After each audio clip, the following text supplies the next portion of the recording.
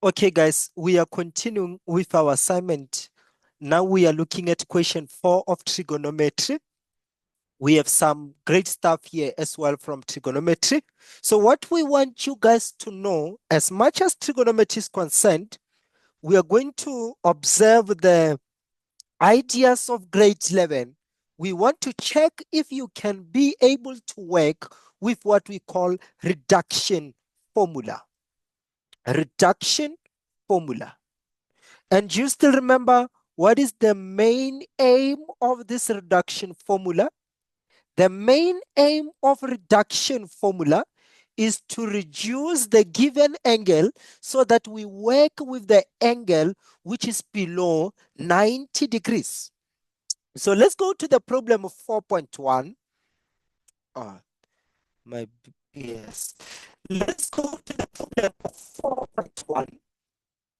So on this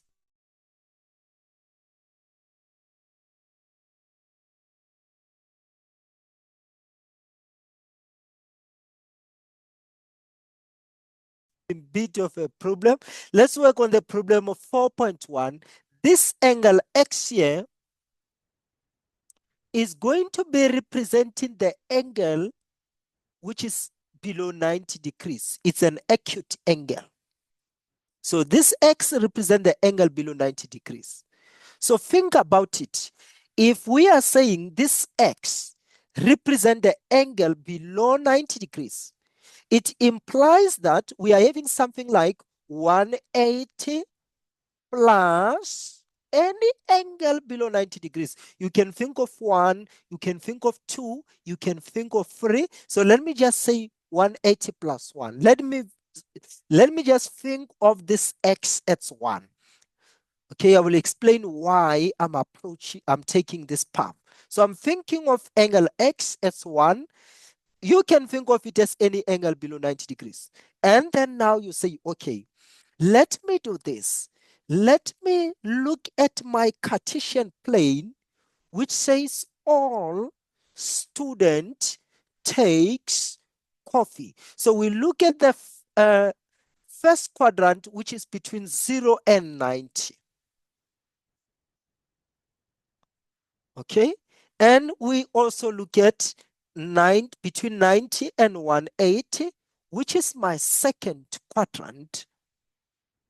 And also look at the angle between 180 and 270, which is my third quadrant.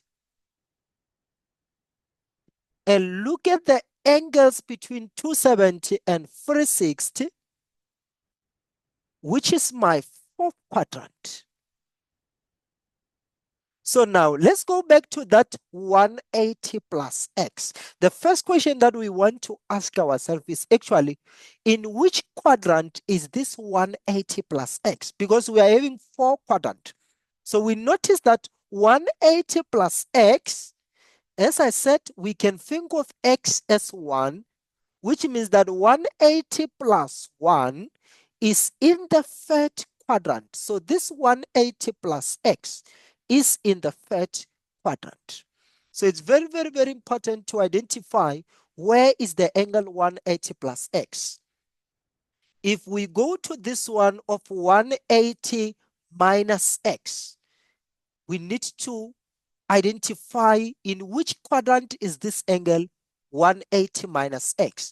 If we think of this x as 1, it's 180 minus 1, which is 179, which 179 is in the second quadrant. It's between 90 and 180. So 180 minus x is in the second quadrant. 74, let's leave it. Let's go to x plus 460. In which quadrant it's x plus 460? This is x plus 360. You can think of that x as 1. So 1 plus 360 is 361. 361, guys, is in the first quadrant because now we are looking at between 360 and 450. You just keep adding 90. You add 360 to 90, you are getting 450. So we are looking at between 360 and 450. So 360, this x plus 360 is in the first quadrant. Okay, so now let's start. Let's solve the problem of 4.1. So we are going to focus here on cos 180 plus x. I'm going to use reduction formula. Whenever you see 180, 90, 270, and 360, you work with reduction formula. So let us look at cos 180 plus x. Okay, most of this kind of the problem, such as cos 180 plus x, we know that the answer is going to be something like this. Let's say my answer might be positive cos x, or maybe negative cos x. I will still have to figure out. But the first thing that I know is that my trig ratio is not going to change. So if I'm having cos 180 plus x, my final answer will be still in terms of cos. Whenever we have got 180 here or 360, your trig ratio does not change. So you start with cos, you will end with cos. But what is important is to identify the sign of your trig ratio. Whether your trig ratio is going to be positive or it's going to be negative. That one is very, very important when you are working with reduction formula. Identify the sign of a trig ratio. And this is the approach we take. We are going to ask ourselves, where is this 180 plus x? Where is the angle 180 plus x? The angle 180 plus x is in the third quadrant. And in the third quadrant, we notice that it is tan, which is positive, but cos is negative. Cos is positive in the fourth quadrant. Let me do this. Let me say in the first it is all.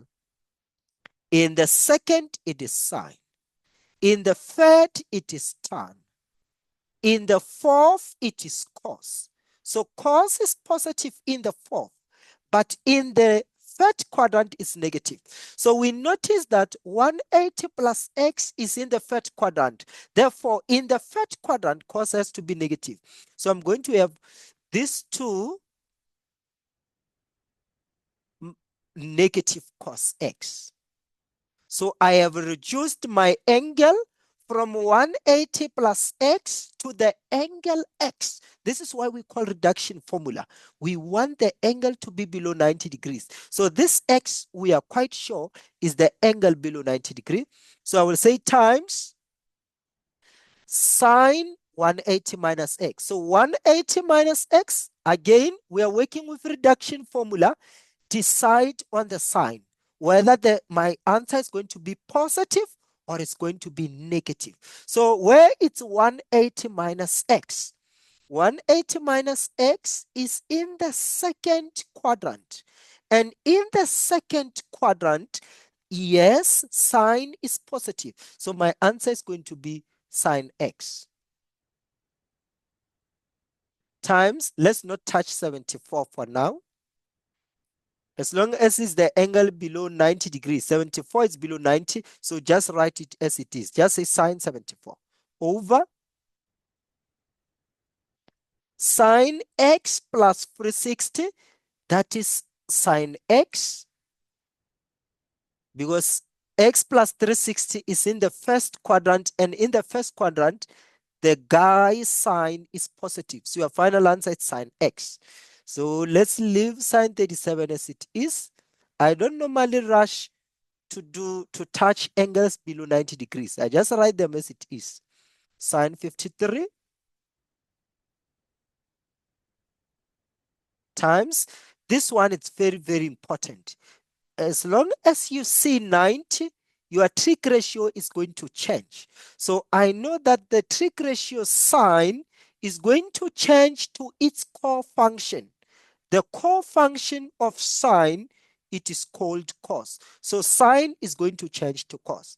So how do we work with sine x minus 90? How do we work with this? The first question is, where is this x minus 90? If you think of x as 1 minus 90, it will give you negative 89. So negative 89 is in the fourth quadrant. All angles between 0 and negative 90, they are in the fourth quadrant. And in the fourth quadrant, sign is negative. This guy is negative. So we are deciding the sign of a trig ratio, whether the trig ratio is going to be positive or negative. So because x minus 90 is in the fourth quadrant and sign in the fourth is negative. So I'm going to say negative. What is my final answer? Cos x. Yes, cos. I did not make a mistake. Because of this 90, the trig ratio sign will have to change. So I'm going to have negative cos x. So as I continue with a problem, sine cancel sine, negative cos x cancel negative cos x. So I'm left with 2 sine 74 over sine 37 times sine 53. Let me erase here because I want to continue with the problem here. I'm going to write here now. So what I'm going to do, I'm taking this thing, I'm going to continue with it here. I'm going to say 2. You guys, you have to look at, identify the relationship amongst the angles. So this 74 and this 37, they give us a very good relationship. Why? Because 74, it's actually 2 multiplied with 37. So you're going to say 2 sine, you say it is 2 multiplied with 37. That is sine 74 over sine 37 times sine 53. Okay, guys, if you see something like this, I'm repeating this idea. If you see something like sine 8 over sine 4, you have to see that, oh, there is a relationship between 4 and 8. How so? 8, it is 2 multiplied by 4. So this sine 8 over sine 4 is the same as sine 2 times 4 over sine 4. Okay. So this is what I've done there. Now I'm going to say, okay, this 2, let me write it, 2. This sine of 2 times 37, it does not differ with this guy, with sine of 2 multiplied with theta, which is sine 2 theta. And sine 2 theta, it is called the double angle of sine. So sine 2 theta, it is actually 2 sine theta cos theta, which means that this sine of 237 is going to be 2 sine 37 cos 37. Okay, so let me erase. I'm going to have 2 sine 2 times 37. I said it is 2 sine 37 cos 37 over, I have sine 37 times sine 53.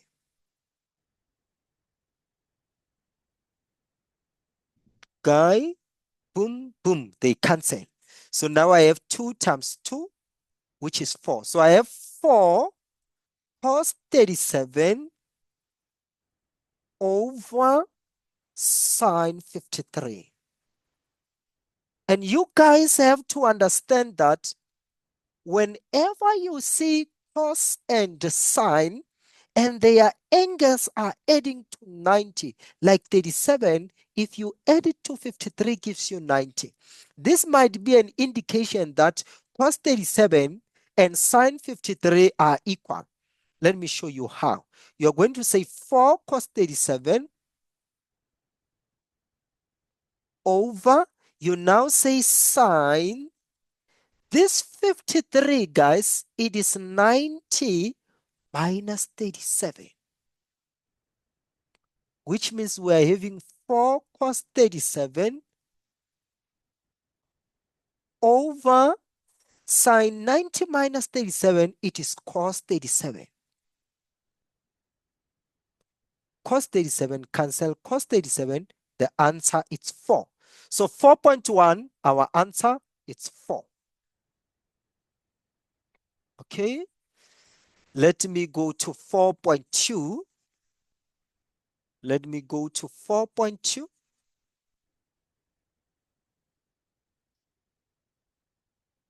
So on 4.2, I'm having 2 sine theta cos theta equals to 2 square root of 6 over 5. Okay, 2 sine theta cos theta. This, guys, is a double angle of sine. So this is the same as sine 2 theta. So sine 2 theta is equals to 2 square root of 6 over 5. That is sine 2 theta is equals to 2 square root of 6 over 5. Okay, so here, in this case, they are saying the angle theta is between 45 and 90. Here they are telling me that theta is between 45 and 90, which means that 2 theta is between 2 theta. If theta is between 45 and 90, 2 theta is between 90 and 180. Okay, just multiply everything by 2. 2 theta times 2 is 2 theta. 45 times 2 is 90. 90 by 2 is 180. So 2 theta is between 90 and 180 on the restrictions. So now what you can do, you can say, okay, I know sine 2 theta is 2 square root of 6 over 5. So you can say, okay, according to the definition of sine, I know that sine is opposite over hypotenuse. So you're going to say 2 square root of 6 is my opposite, 5 is my hypotenuse. So I have to find the adjacent side. So I will say x squared, I'm referring to the adjacent, plus y squared, I'm referring to the opposite, equals to r squared, I'm referring to the hypotenuse. So I'm looking for the adjacent, I'm looking for the x. I have the opposite, y is my opposite, 5 squared, equals to, I have the, what am I saying? My y, my opposite, which is my y is 2 square root of 6. So I will say 2 square root of 6 squared equals to my r, which is my hypotenuse, it's 5. So 5 squared. So I know what I have, x squared plus 2 square root of 6 squared. You just press your calculator. I see 4 times 6, which is 24. So I have 24 equals to 5 squared is 25. So x squared, if we take 24 to the right hand side, it's going to be 25 minus 24, which is 1. So x squared equals to 1. Therefore, x is equals to plus or negative 1. So we now have to decide whether my x is positive or my x is negative. But I'm saying my angle is between 90 and 180. So let us look at the Cartesian plane. Let me put it here.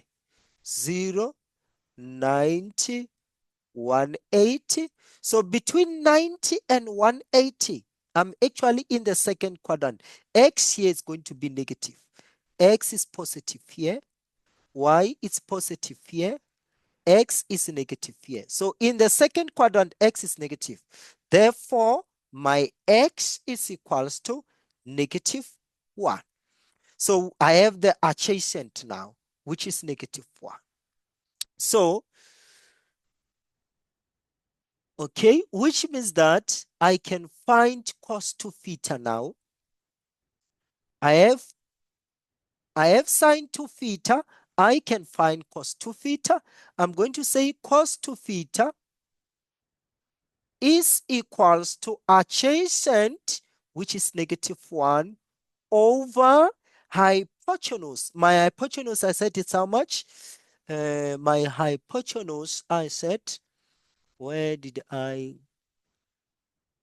Okay, I think my hypotenuse, opposite over hypotenuse. My hypotenuse is 5.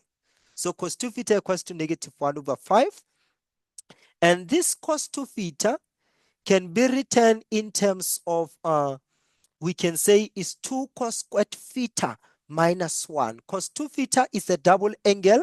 This double angle can be written in terms of these three guys. You just pick the one which you want. Cos 2 theta, you can think of it as cos squared theta minus sine squared theta. That is cos 2 theta. Cos 2 theta is cos squared theta minus sine squared theta.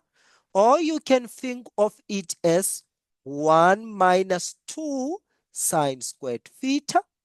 That is cos 2 theta. Or you can think of 2 cos squared theta minus 1.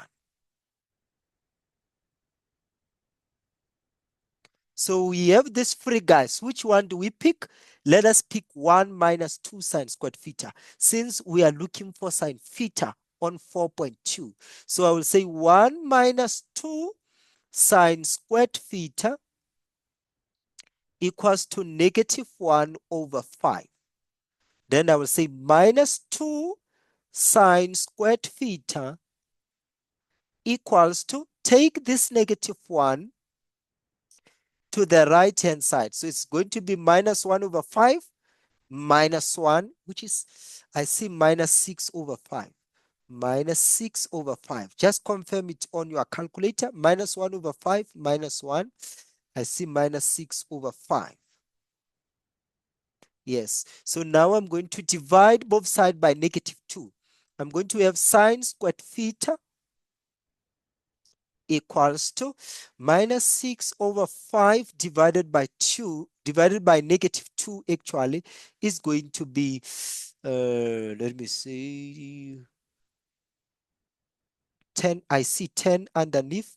I see 6 on top. Just press your calculator. So minus 6 over 5 divided by negative 2, it's 6 over 10, which is the same as sine squared theta is equals to 3 over 5. 6 over 10 is 3 over 5. So to me, sine theta is equals to the square root of 3 over 5. I'm putting the square root to both sides. This is a bit tricky. It's a bit tricky. So sine theta is equals to square root of 3 over 5. I know that I have to put, normally we have to say plus or minus, but I think my final answer is going to be positive, just because theta is in the first quadrant.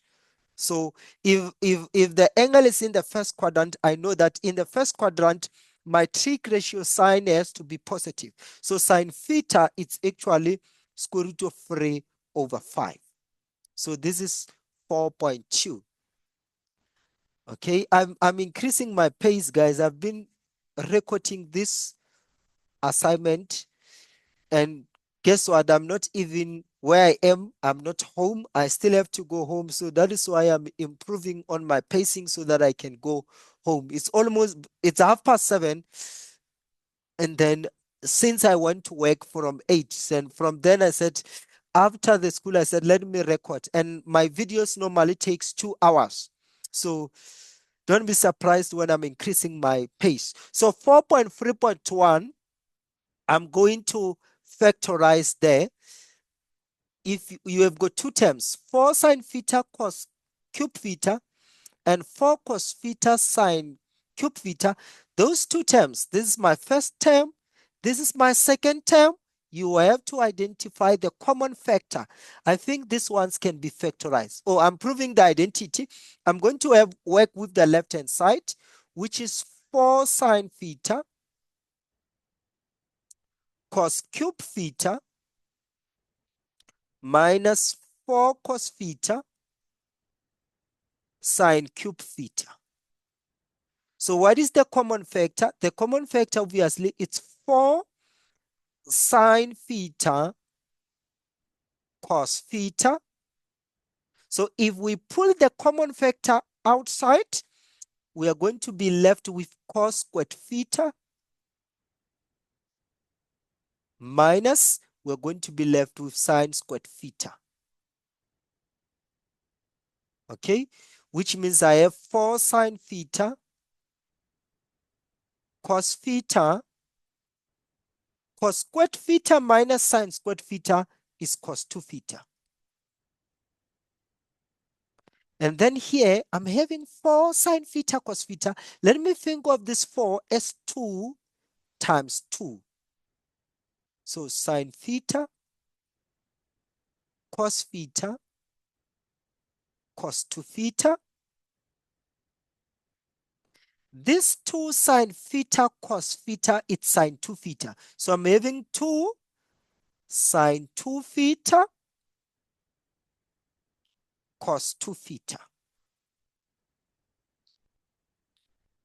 And this is the same as sine 4 theta.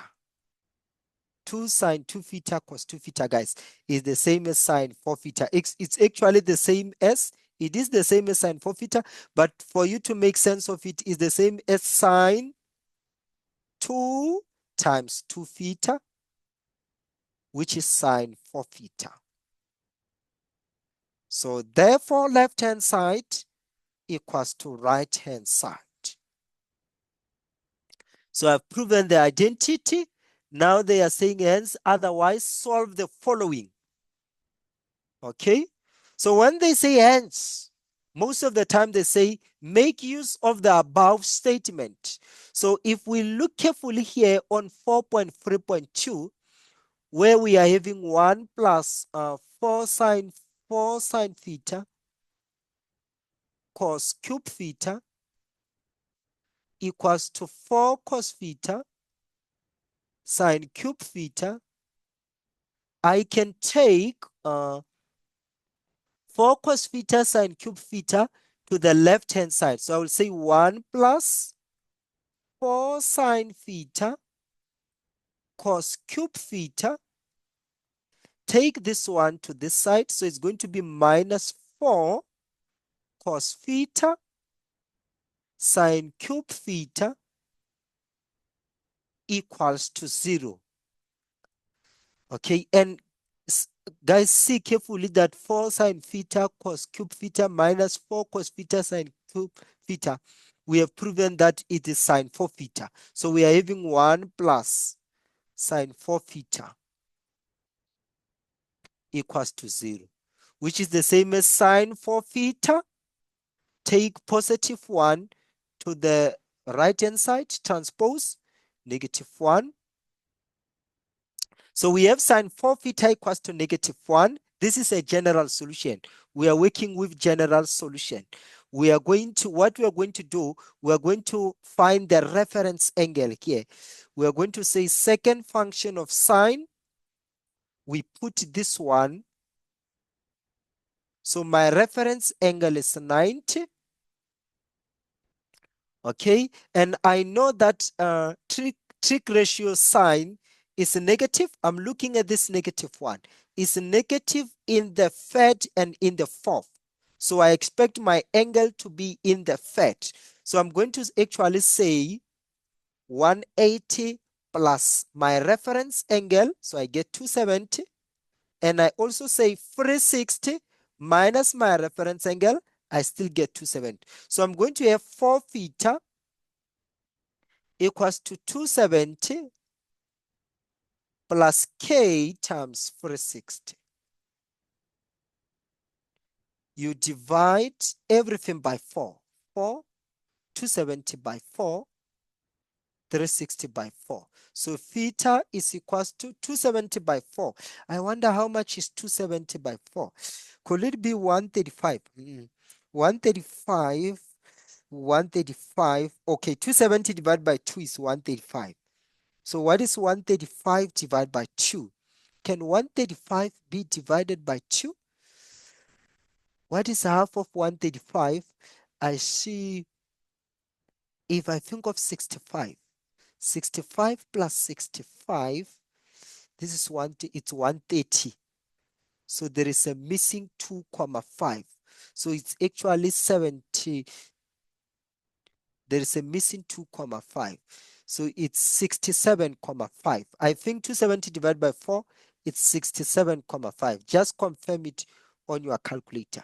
Plus k times 360 divided by 4, it's 90. So theta is equals to 67,5 plus k times 90. Now we are going to, where k is the element of integer, we are going to substitute k with any integer. You can use 0. If we substitute k with 0, it means theta, it's 67,5. This is one of the solution, which is between 0 and 360. When you substitute k with 1, you are going to have 90. So 90 plus 67,5. Just press on your calculator. Find 90 plus 67,5. Let me just try 90 plus 60. I think it's 150. And add that 7,5. 157,5. You are not done. Now you are going to substitute k with 2. So it's going to be 2 times 90, which is 180. You add 180 with 67,5. You get another angle. Make sure that you get all those angles that are between 0 and 460. There are still other angles. Please work out this and work out your assignment. Engage in your assignment. Look for those angles that are between 0 and 460. Finally, I'm stopping here. Wow. After such a long time, I'll see you guys. Please subscribe to the channel and visit the YouTube channel, guys. Please keep visiting and check some mathematical ideas on my YouTube channel. I'm just going to stop the meeting. Let me stop share and end the meeting.